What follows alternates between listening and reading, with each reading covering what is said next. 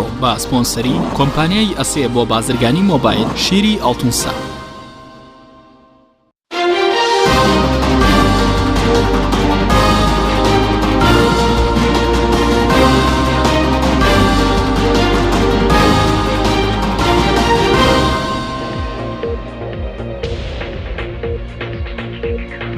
بەناوی خوای گەورە سڵاوتان لەبێت بەڕێزان. کۆبوونەوەی ئەنجومەنی وەزیرانی حکومەت هێرێمی کوردستان بەڕێوەچوو هیچ بڕیارێکیش لەبارەی دەستکاریکردنی سیستەمی موچەی فەرمانبەران نەدرا. ماوەی زیاتر لە ساڵێکە کێشەی موچەی فەرمانبەرانی هەرێمی کوردستان بەردەوامە، بەڵام تاوکێسەی چاوڵێک نیەت لە سیناخۆچ لەگەڵ عێراق کێشەی موچەی فەرمانبەران چارەسەر بکرێت. بە میواندەرێک لە بەڕێزان لە ستۆدیۆی سەرەکی دکتۆر شێرکۆ حەمامین ئەندامی پەرلەمانی کوردستان، هەروە لە بەغدادەوە دکتۆر موسەنە ئامین سەرۆکی فراکسیۆنی یەکگرتووی ئیسلامی لە پەرلەمانی عێراق تاوتوی ئەم پرسە دەکەین. لە سەرەتادا راپۆرتێک دەبین، دواتر لەگەڵ میوانەکانمان درێژە بەم پرسە دەدەین.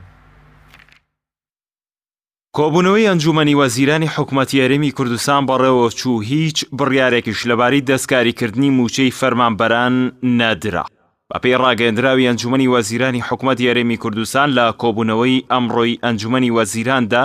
هیچ بڕیارێک نەدراوە لەبارەی دەستکاریکردنی موچەی فەرمانبەران. دوای سەپاندنی سیستەمی پاشەکەوتی موچە لە سەرەتای ساڵی 2016 بەرپرسانی حکومەتی هەرێم چەندین بەڵێنیانداوە بۆ پێداچوونەوە بە سیستەمی پاشەکەوت، بەڵام هیچ بەڵێنێکیان جێبەجێ نەکردووە. بەردەوامی سیستەمی پاشەکەوت دوایی زیاتر لە ساڵێکە لە کاتێکدایە تاوەکو ئێستا حکومەتی هەرێمی کوردستان هیچ وادەیەکی فەرمی بۆ کاتی دەستکاریکردنی موچەکە ڕانەگەیاندووە. حکومەتی هەرێمی کوردستان لە ئاستی ناوخۆ هیچ هەوڵێکی بۆ چارەسەرکردنی موچەی فەرمانبەران نییە. لە ئاستی عێراقیش یاسای بودجێی عێراق بۆ چارەسەرکردنی کێشەی موچەی فەرمانبەران جێبەجێ نەکراوە. جلسة رقم 35 یاسای بودجێی عێراق لە سەرەتای ئەم ساڵەوە چۆتە بواری جێبەجێکردنەوە، بەڵام ئەو مادانەی پەیوەندی بە موچەی فەرمانبەرانی هەرێمی کوردستانەوە هەیە جێبەجێ نەکراون. حکومەتی هەرێمی کوردستان و عێراق هیچ کامێکیان پابەندی یاساکە نەبوون و کێشەی موچەی فەرمانبەرانی هەرێم بەنادیاری ماوەتەوە. پاساوەکانی دانان و پەیڕەوکردنی سیستمی پاشەکەوت لەلایەن بەرپرسانی هەرێمەوە نەماون، بەڵام سیستمی پاشەکەوتەکە بوونی هەرماوە. لە ئەنجامیشدا بارگرانی و دۆخی دژواری بۆ وڵاتیان و موچە خۆران دروست کردووە.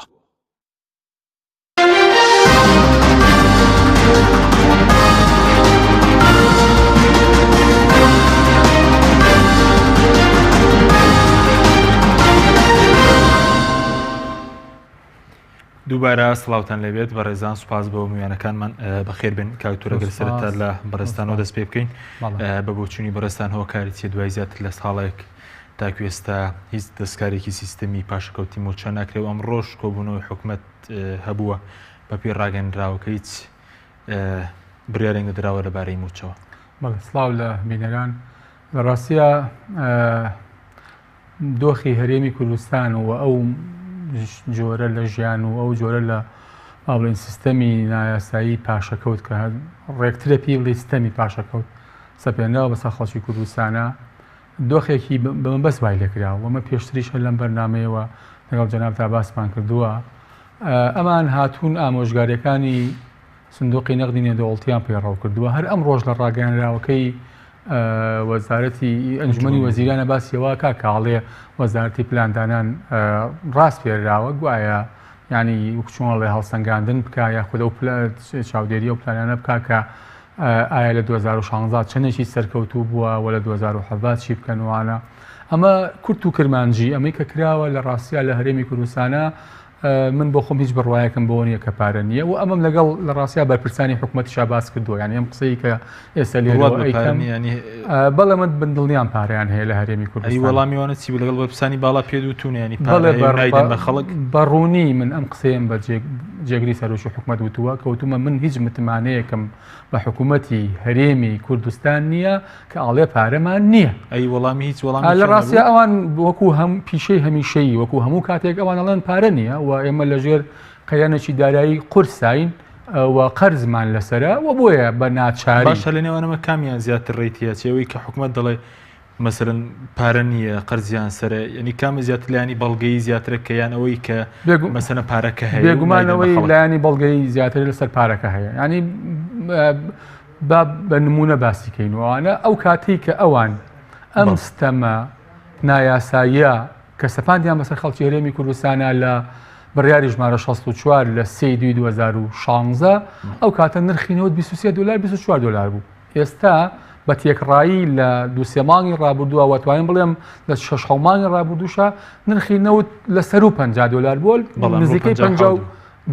باڵین بە تێکڕا وەریگری بە تێکڕا بە معدل مانگێک کەمتر مانگە زیاتر بە تێکڕا نزیکەی $55 بووە. یعنی کەواتە ئەمە لە 120 تقریبا زیادی کردووە ئەوانە کە هەر پارەی نەوت کە مەزدەری ئەساسی دارایی لە هەرێمی کوردستانە نەوتە. جگە لەوەی کە لە هەندێک جێگا بە ڕێژەی لە 400 باج و ڕسومات و ئەمانیان لەسەر خەڵکی هەرێمی کوردستان زیاد کردووە. جگە لە نەوتی تەنکەر، جگە لە مشتەقات، جگە لە ڕاستیە ڕێکخراو هەیە لە هەرێمی کوردستانە چوزام هاوپەیمانان هاوکاری مەسەلەی شەڕ و ئەوانەکەن. لەگەڵ ئەمەشە ئەو موچەی کە ئەدرا کەمی کردووە بە نزیکەی $300 ملیۆن کەمترە لە چاو ئەوەی کە تەواوی موچەیانەدا بە هەرێمی کوردستان. تۆ موچە لەسەر حکوومەت کەمی کردووە. داهاتیش ئەوەیە نەوتیش بە ڕێژەی لە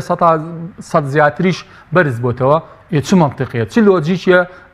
بڕوا بەمان کاکاڵن پارەمان نییە. پارەکە لەکوێیە؟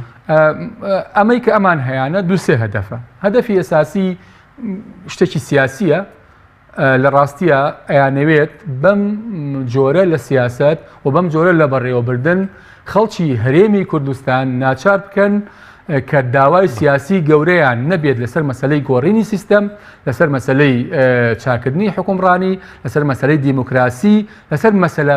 لەسەر بەها معنەویەکانی حکومڕانی. دەیانەوێت داوای خەڵکی هەرێمی کوردستان تەنها و تەنها لە قوتی ژیانە لە دابینکردنی لایەنی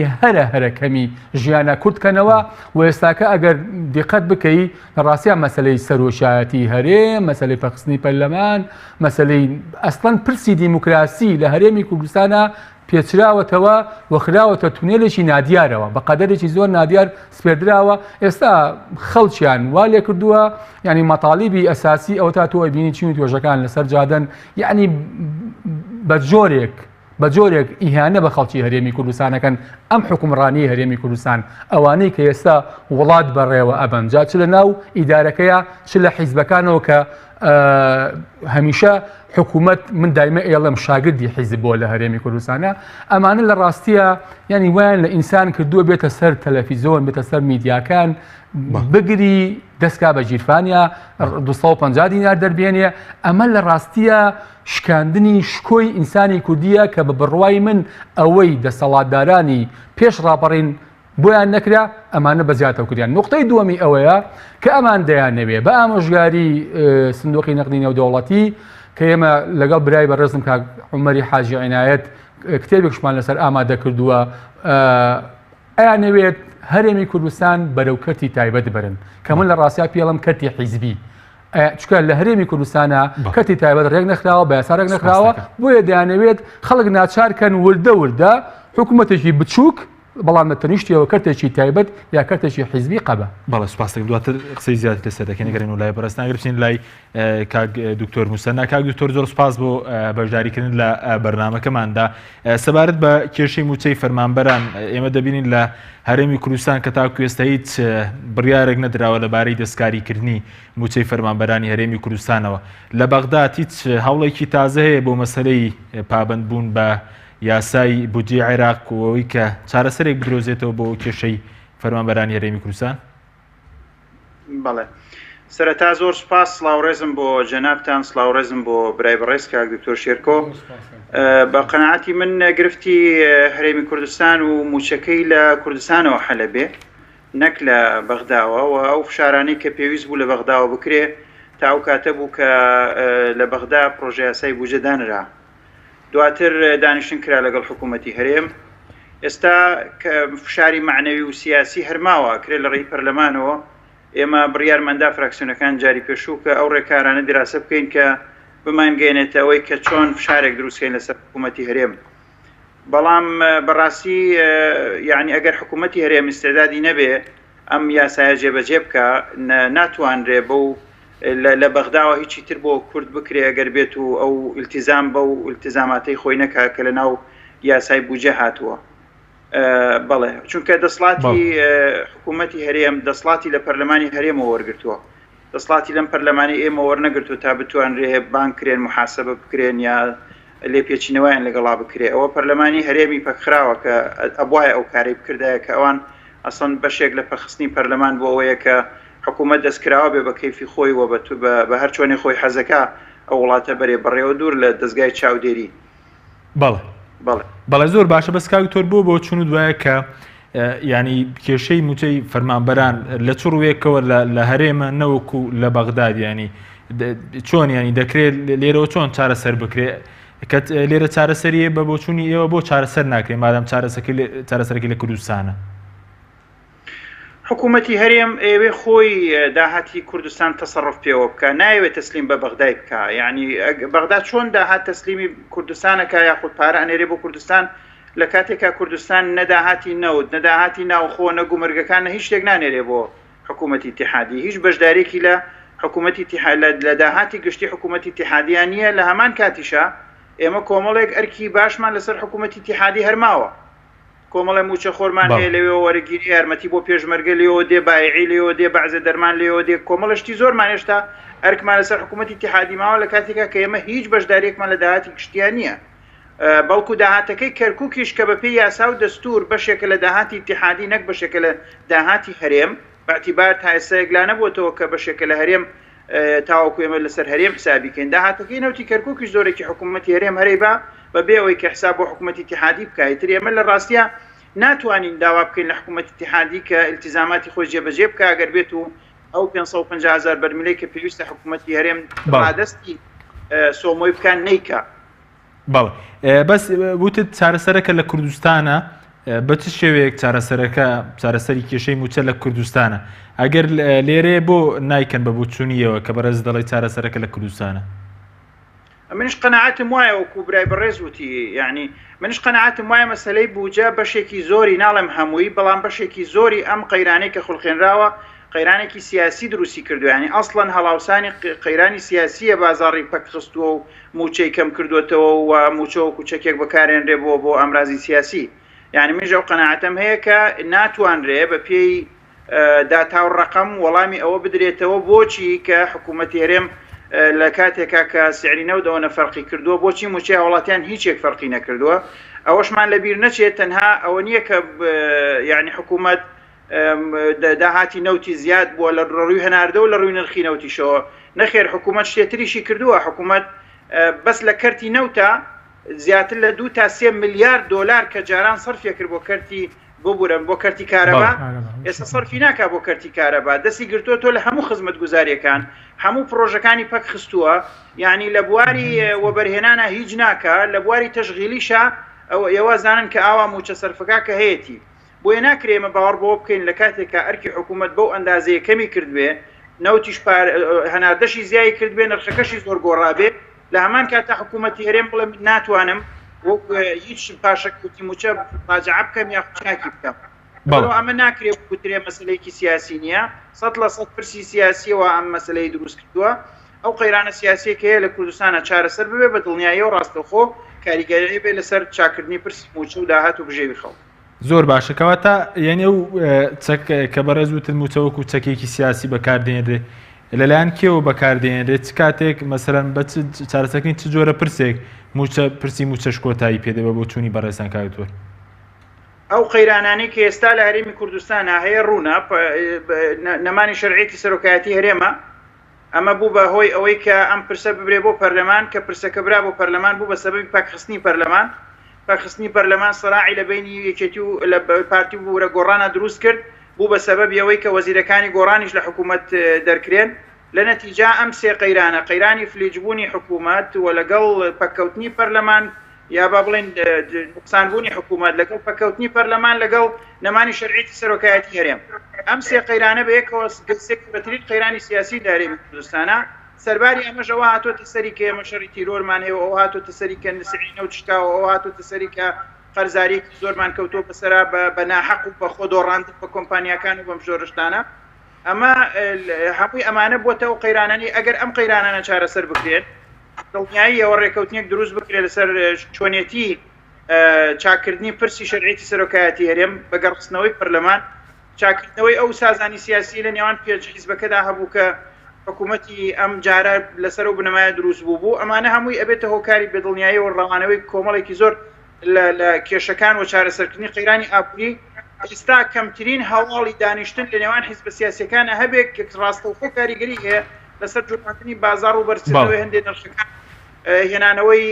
هەناوێک بەبەر ئەو بازارە پەکەوتووە یعنی بە دنیاییەوە لە هەر شوێنێ قەیرانی سیاسیە بۆ ڕاستەوخۆ قەیرانی ئابووریش دروستەکە. بەڵای سوپاس دەکەم دواتە گەرم وڵای بەڕێستان کاک دکتۆر شێرکۆیەک بگرم وڵای بەڕست پێشتر باسی لەوە کە حکوومەت شاگردی حیزبە ینی لە چڕوەیەکەوە حکوومەت بۆتە شاگردی حیزب شاگردی کام حیزبەشە بە وچوونیەوە بەڵێ هەر پێشەوەی وەڵامیوانە بەمە دوسێ سەرنجەڵێم ئەمڕۆ لە کۆبوون ئەنجومەنی وەزیرانەوە پێی زانیاریەکانی من نەکرد بڕانەدراوە ئەسڵەن هەر باسی نەکراوە بەپی ئەو زانانەی کە من هەمە زانیارەکان فەرمین بەڵێ بێگومان هەڵبەتە ئێمە بەدوادات چوونەکەین ئیشەکەین ئەوانە نقطەیەکی تریش من تێناگەم مثلا ئەمڕۆ لە ڕاگەیانداوەکانە باسی سەردانی مەسەلەی جۆرجیا و سوید و ئەم هەموو کەیف و سەفایانەی سەرۆشی پارتی دیموکراتی کوردستان و ئەمانە ئەبێ خۆ بۆ خەڵکی هەرێمی کوردستانی ڕوونکەنەوە چ ئەنجامێکی بۆ خەڵکی هەرێمی کوردستان هەیە ئێ باشە ئەگەر پارە نییە ئەی ئەوانە بەچی ئەکرێت ئەی ئەوانە چۆن ڕێکەخرێ ئەی ئەو وەفدە حیزبیە با بڵین کلاسیشیانەی کە ئەڕۆن بەم لەولا ئێستا ئەوەی کە سەردانی ئەڵمانیایان کردووە ینی ئەوە خۆ ئەبێ ئێستا بۆ خەڵکی هەرێمی کوردستانی ڕوونکەنەوە ئەمان چیان چنیوەتەوە لەوێ ینی نەسینیوەتەوە من دڵنیام کورد هەمیشە بە تایبەتی لە شەڕی داعشا هاوپەیمانان وەکو جەنگاوەرێکی ئازا بەکاری هێنن و بە تایبەتی هەرێمی کوردستان بەداخەوە خوێنی پێشمەگەی قارەمان خوێنی ڕۆڵەی خەڵکی هەرێمی کوردستان ئەڕژێ دایک جەرگسوتاوە بێ بەڵام کۆمەڵێ بازرگانی سیاسی دەستکەوتەکە هێچنەوە و ئەمە ینی زۆری نەماوە ئەبینین بزانین لە دوای ئەو هەڵا گەورەیەشی کە باسیەکەن گوایە گۆڕانکاری گەورە بەڕێوەیە بابزین کامەیە ئەو گۆڕانکاریە گەورەی بابزین مژدەی ئەو باشتە کامەیە کە لە سەردەستی ئەم بازرگانە سیاسیە مفلیسانە بۆ هەرێمی کوردستان دێتە دیو ئەوانە لە ڕاستیە حکوومەت شاگردی حیزبە بە پلەی یەکەم لای پارتی وێچێتی و ئەم دوانە لە ئەساسەوە پارتی وێچێتی حکوومەتیان وەکو دوو مەکتەبی خۆیان سیر کردووە یعنی تۆ بێنە لە بەرچاوی خۆ بە چه حەقەیە مەسئولی حیزبی کۆبوونەوە بە مدیری مەکتەبەکە بە چه حەقەیە مەسەلا لە مەکتەبی سیاسیەوە مەسەلا ئیعازە درێەوە ئەوواکە ڕاستە هەمومان نەزانین حیزب بچێتە هەڵبژاردنەوە حیزب کاندید دیاریەکە وەزیر پۆستی سیاسیە و ئەوانە بەڵام لە هەرێمی کوردستانە هەمیشە ئەوەندەی ئەم دوو حیزبە و بە ئیمتیاز پارتی ئیشی لەسەرەوە کردووە کە ئەم با بڵین حکومڕانیە لە خزمەتی ئەجندای تایبەتی خۆیان بێ ئەوەندە ئیشان لەسەرەوە نەکردووە لە خزمەتی ئەنجندایەکی نیشتیمانی و لە خزمەتی هەموو خەڵکی هەرێمی کوردستانە بێ من دووشدوستم بڵێم ڕاستیە لە هەرێمی کوردستانە هەڵەیەکی کوشندەیە ئەگەر بڵین قەیرانی ئابووری و دارایی یا دارایی و ئابووری لە هەرێمی کوردستانە تەنها دارایی هەرێمی کوردستان ئابووری نییە ئابووری بەرمەبنای فەلسەفەیەکی ڕوونە کۆمەڵێ بنەمای سەرەکی خۆی هەیە ئەمەی ئێمە لە هەرێمی کوردستانە لە ڕاستیە وەکو دەغیلەیەک وایە نەوتە فرۆشن بەشێکی زۆر کەمی بە نادیاری و ناڕوونی ئەهێننەوە بۆ هەرێمی کوردستان چەندی تااقەتیان هەبوو دا بەشێکن بەسەر موچە ئەوی تریدیانە ئەوەی لە هەرێمی کوردستانایە قەیرانی داراییە ئەمەی هەرێمی کوردستان ئەم مەسەلەی گومرگ و مەسەی نەوت ئەمە ئابووری نییە ئابووری کامە کشت و کاڵەکەمان کامە بازرگانیەکەمان کامە گەشت و گوزارەکەمان کامە مەعامیلە گەورەکانمان ئێستاکان ئەسڵەن پیشەسازی ناوخۆیی لە لێواری هەرستێکی گەورە داڕمانێکی گەورەیە کە سەدان هەزار کەس بێکارە من لە هەرێمی کوردستانە لەسەر دەستی ئەو سیاسەتەی کە وتم ئەیانەوێت هەرێم بەرەو کەرتی تایبەت بەرن کە لە ئەساسا باشەکەی چی ڕەنگە بڵێن لە وڵاتانی تریژەم جۆرە لە کەرتی تایبەتە پەیڕەو دەکرێت بۆ وڵاتانی تر سەرکەوتو بۆ ئێمە سەرکەوتونی لە هەرێمی لە وڵاتانی تر کەرتی تایبەتی فیعلی هەیە بە یاسا ڕێکخراوە و بە یاساش پارێزگاری لێکرێ و ئەو یاسایانەشی کە هەن لە خزمەتی خەڵکەکە و ئابووری و دارایی ئەو شوێنانان لای ئێمە من چەندین جاری تر و تومە ئێستاش دووپات یەکەمەوە دوو خراپترین یاسا لە هەرێمی کوردستانە یاسای 4 2006 یاسای وەبەرهێنان و یاسای 22 نەوت و گاز ساڵی 2007 کە بە فیعلی ئەم دوو یاسایە پارتی وێشێتی نووسیویانە بردویان تە پەرلەمانی کوردستانەوە تەصدیقیان کردووە ئەم دوو یاسایە کوردستانیان هەڕاست فرۆش کردووە کوردستانیان تاڵان فرۆش کردووە کوردستانیان سەر ساجی عەلی کۆمەڵێ بازرگانی سیاسی کۆمەڵێ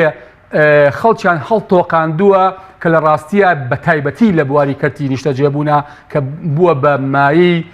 ئەوەی ئینسان شەرمەکە کە سەیری ئەم وڵاتاکە ئەم هەموو کەرتی نیشتەجێبوونە بۆ لە ڕاستیە ئەمە ئەوەیە کەوتم مەترسیەکەی ئێمەیە ئەژینا بە فیعلی لە وڵاتان خەڵک ئەسڵان حکومەت مەمنونی خەڵکە بێ بڕوا لە هەندێک شوێن لە کەرتی حکومیاییشکە ئیش ناکە ڕوا لە کەرتی تایبەت ئایشەکات دووهەم لای ئێمە لە ڕاستیە زەمان تا ئێستاکە نییە بۆ کەرتی تایبەت بۆ نمونە ئایاوانی کەرتی تایبەت ئایشەکەن دەکرێت خانشینکرێن لە ئایندا دەکرێت ئایندەی ماڵ و مناڵەکەیان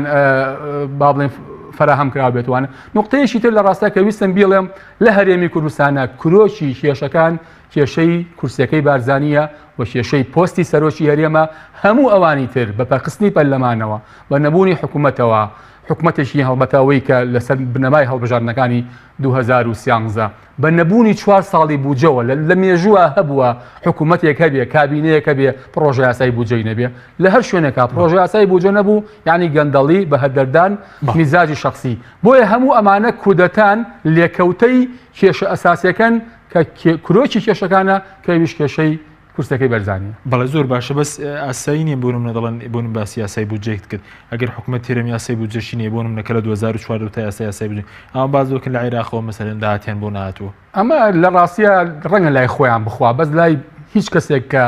ئەلڤای حکومەتداری بزانێن ناخوا و لای منێکی پەرلەمانتار ڕاستیان قسەی ناخوا نەبوونی پرۆژە یاسای بودجە تەشید یەکەمەوە بەواتە گەندەڵی بەهەدەردان میزاجی شخصی شاردنەوەی داهاتەکان شاردنەوەی داهات و خەرجی سپاس دەکەم بەڵێ بینێرانی بەڕێز ناوبڕێکمان هەیە دوای و ناوبڕە دەگەڕێنەوە لای کاک دکتۆر موسەنا لە بەغداد لەگەڵمان بمێنەوە الموازنة ونحتاج ئەمڕۆ با سپۆنسەری کۆمپانیای ئەسێ بۆ بازرگانی مۆبایل شیری ئەڵتونسا شێف برنجی مەحموود لە هیچ شوێنێک نەماوە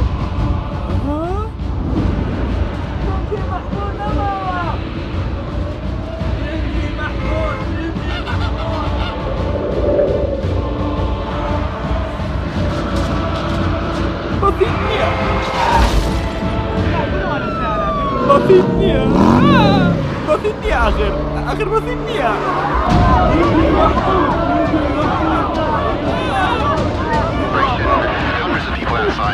وای سهل بازارەکان لە برنجی مەحموود نەماوە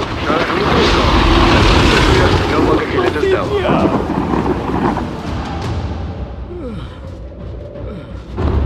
بەزێت نییە شێبووە کاکە ئێمە چاوەڕێی تۆین باشە باش ئەوەی بینیمان تەنها خەوێ بوو نهێنی خواردنە خۆشەکانی شێڤوریا لە جێی خۆی ماوە ئەگەر برنجەکەت مەحموود بێت هەموو شتێکی تر باتیتە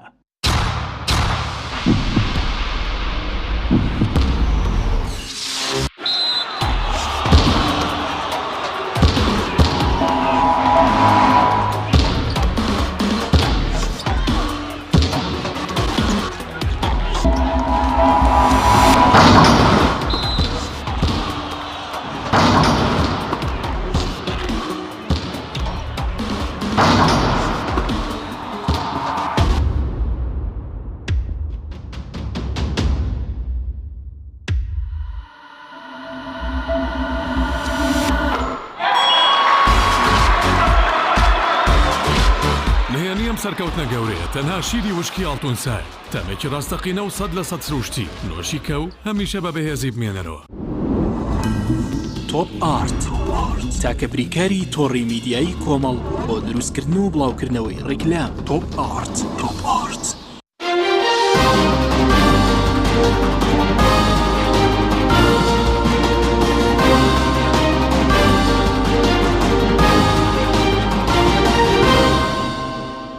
دووبارە سڵاوتان لەبێت بەڕێزان. کاک دکتۆر موسە ناگەر بگەڕێنەوە لای بەڕێزتان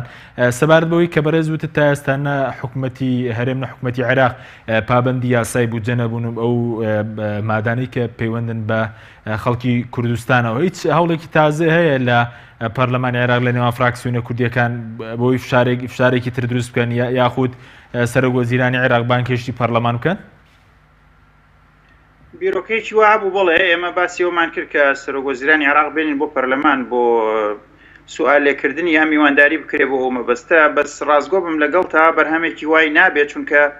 ئەو ئەتوانێت ئێمە بخاتە ژێر پرسیار و ئێمە لە ڕاستیە هەندێک هەنگاو هەیە کە نەمانناوە یا ناینین یا بەتەمای ئەوە نین بەڕاستی مەسەلەکەوەی ڕەنگە بەشێکی احتیمالە قەرزار دەرچین یعنی دوور نییە کە کاتێک کە تۆ کەیسێکە جوڵێن لەسەر حکوومەتی اتحادی کە التیزامی نەکردو مەسەر بنمونە بە قانونی موازنە چونکە حکوومەتی اتحادیش تەرەفێکە لەو مۆزوعە دوور نییە ئەو دەرەنجامە دەستکەوێت کە دوایی بڕیارەکە بە دڵنیاییەوە بە دژی حکوومەتی هەرێم دەرەچێ چونکە حکوومەتی هەرێمە و التیزامی کە پێویستە نەیکردووە لە نەتیجا دوور نییە مەسەر کێشێ بەوەی کە هەندێک لە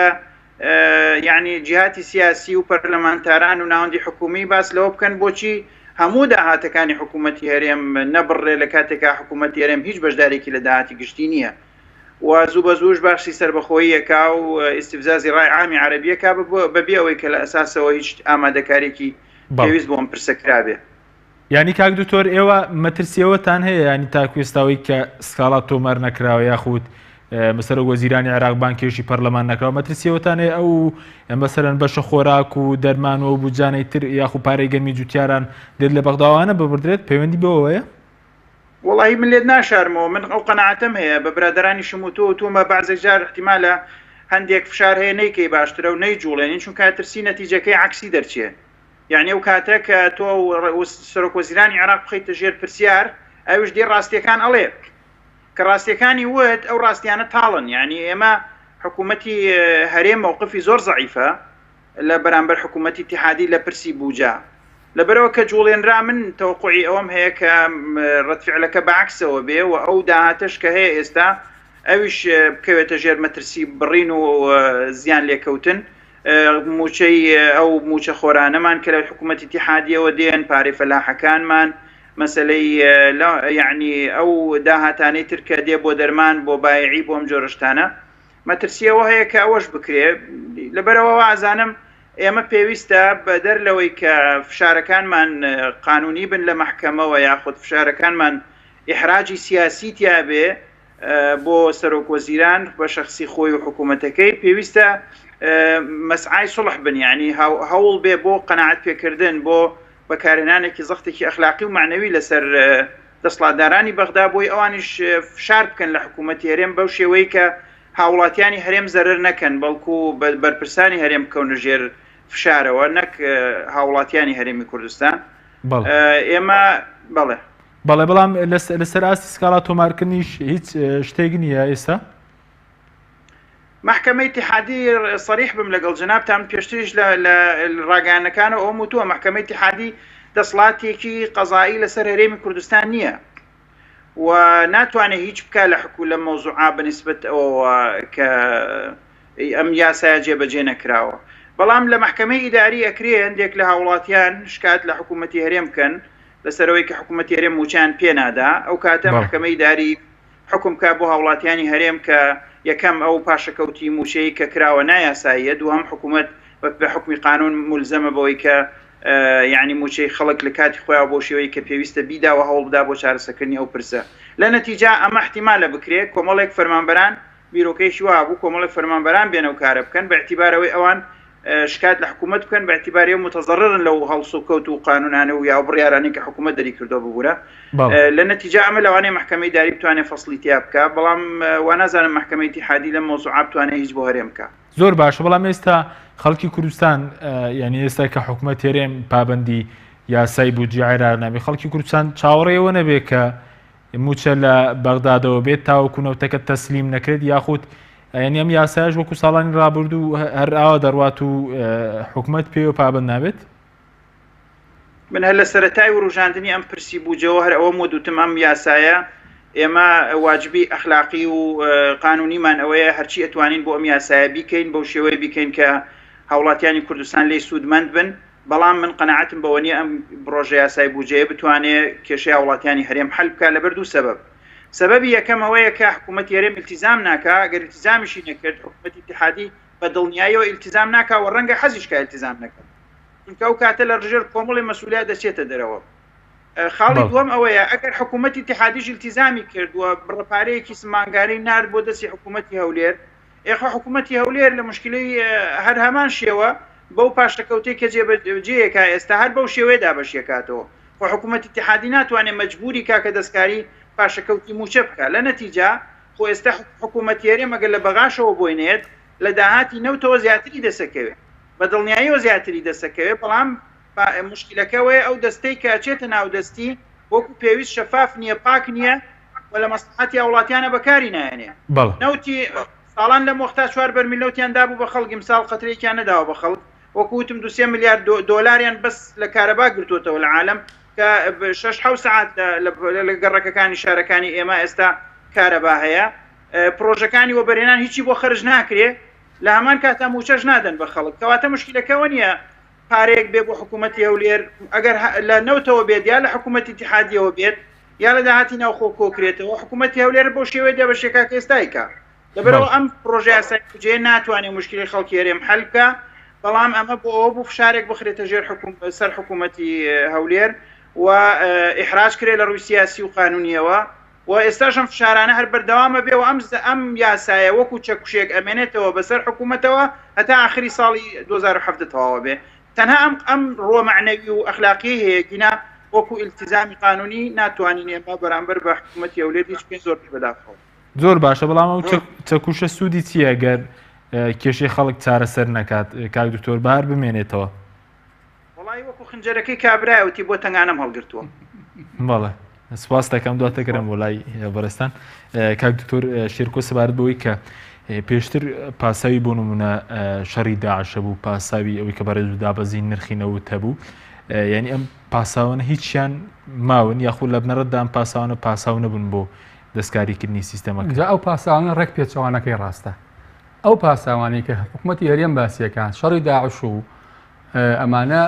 بە تایبەتی شەڕی داعش بووە بە مای خێر و بەرەکەت بۆ ئەمان، ئەین لە سای شەڕی داعشە ئەمە خێر و بەرەکەت بۆ کێ؟ بۆ ئەو گروپە بازرگانە سیاسی باڵین لە سای شەڕی داعشە کە دیسانی ئەڵێمەوە ڕۆڵەی ئەم هەرێمە شەهید دەبێ، خوێنی ڕۆڵەی کورد دەڕژێ، دایک جەرگ سوتاوە بێ، ئەمان دەستیان بەسەر کۆمەڵە بیرە نەوت تاگرتووە کە ئێستاکە هەموو ئینتاجی هەرێمی کوردستان ئەگەر هەمووشی نەبێ، ینی ڕەنگە ئەگەر 400,000 زیاتری لەوانەوە ئەڕاتە دەرەوە. بەڵام بۆ بەرژەوەندی خەڵک بەکار نایە. نەخێر بۆ بەرژەوەندی خەڵک بەکار نایە. لە سای شەڕی داعشە ئەمانە بە ناشەرعی لەسەر کورسەکان ماونەتەوە. لە سای شەڕی داعشە ئەمانە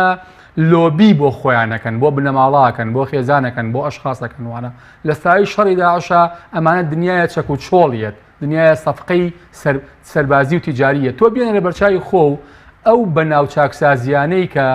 سەرۆکی پارتی دیموکراتی کوردستان چەند ساڵە باسیەکە هەمومان نەزانی سێ کەرتی کردووەوە تا ئێستاکە، یەکیان وەزارەتی پێشمەرگەیە، یەکیان دەرمانە، یەکیان زەویزار و ئەوانەیە. کەواتە مەسەلەی شەڕی داعش بۆ ئەمان بووە بە خێر و بەرەکەت، بۆ خەڵکی هەرێمی کوردستان، بۆ دایکی جەرگسوتا، بۆ پێشمەرگەی ئاسایی بووە بە مای سەرئێشە، مای بەڵام چاکسازی لە شتێک بە شتێکی باش نییە ئەگەر لە شتێک بێت بە فیعلیان چاکسازی ناکەن. چاکسازی فیعلی لە هەرێمی کوردستانە بەواتە مەرجی ئەو حکومڕانی کە پارتی وێچێتی بنیاتیان ناوە،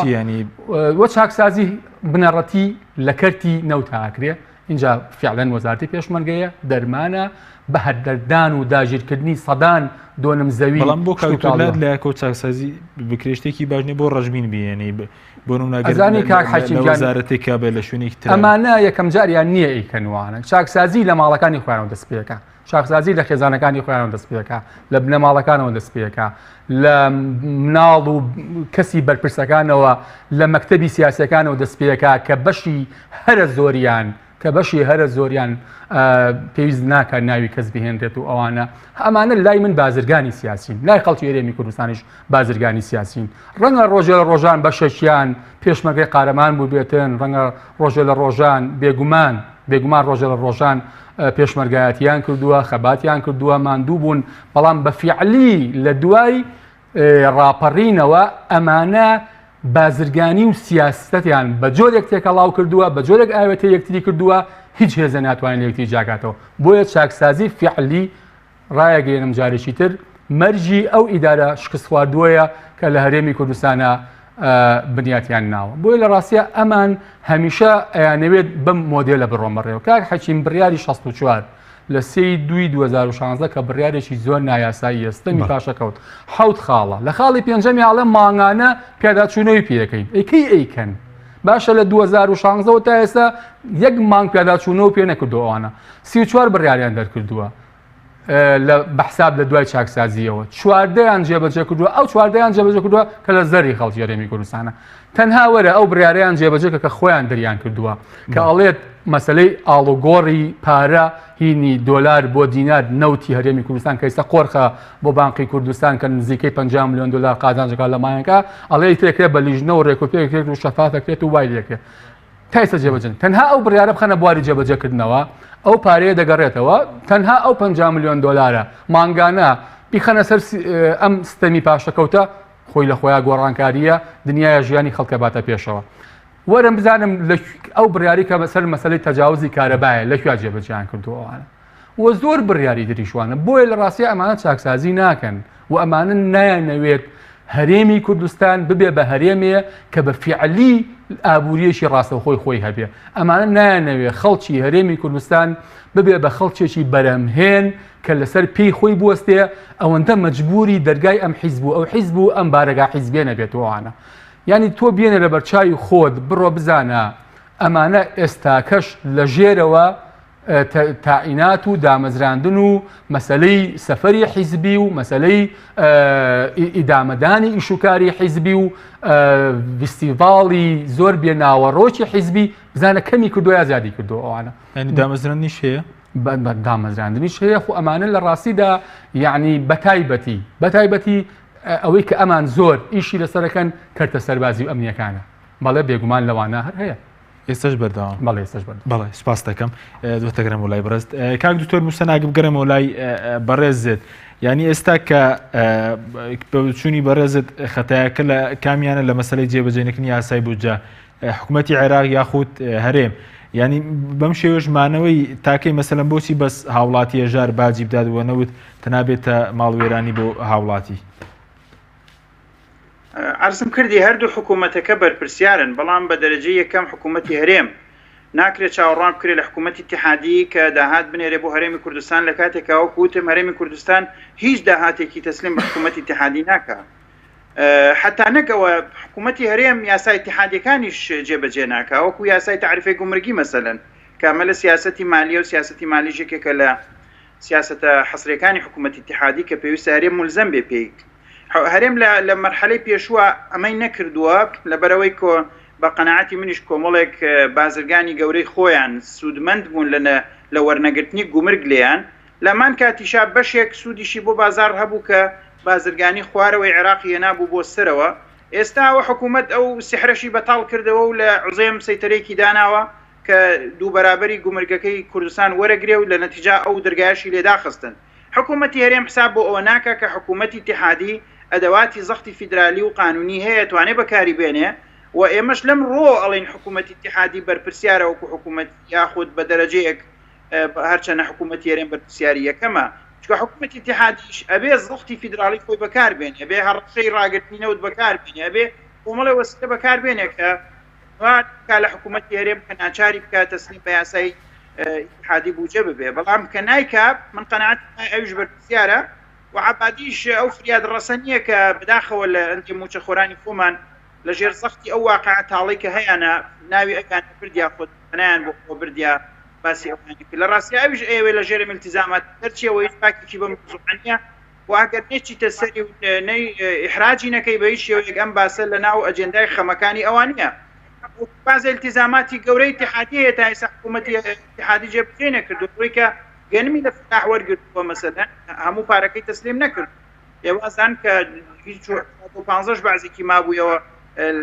لە فترەی ڕابردووە تا ئێستا بەعزێکی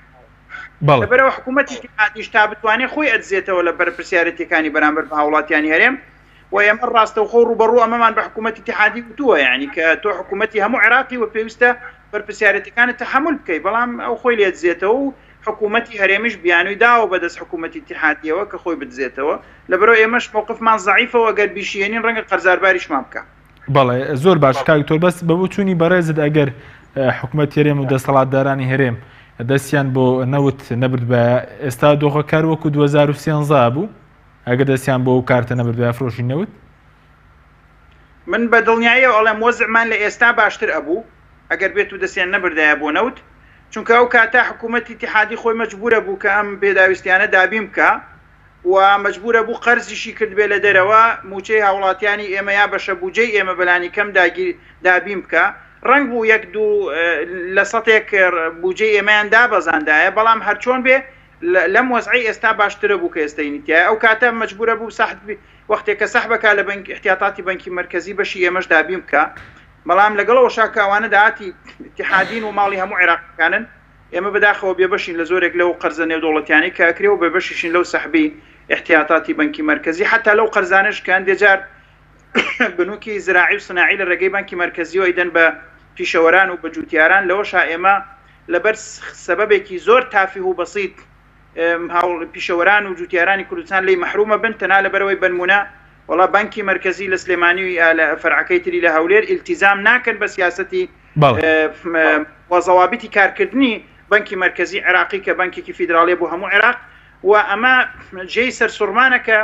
فەرعی هەبێ ئیلتیزام بە سیاساتی بانکەکەنەکە ئیلتیزام بەو سیاساتانە بکە کە بانکی کوردستان بەڕێوەیانە با لە هەرێمی کوردستانە لە جیاتی بانکی مرکزی عێراق. بەڵێ زۆر بە کوردی کاک دکتۆر سەبارەت بەوەی کە دوا پرسیارە مەسەرەوەی کە کێشەی ئێستای موچە پەیوەندی بە